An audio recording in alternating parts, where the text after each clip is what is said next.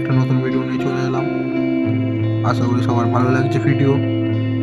Subscribe করো, share করো, like করো, কমেন্ট করো। কমেন্ট করে বলো ভিডিও কেমন লাগছে। আর এটা হচ্ছে মহাকুম্ভ মেলা যেটাকে হচ্ছে, তো আমি ওখানে যাইনি। তো আমি একজনের কাছ থেকে ড্রোন শটটা মানে জোগাড় করেছি, তো তোমাদের দিকে দেখানোর জন্য।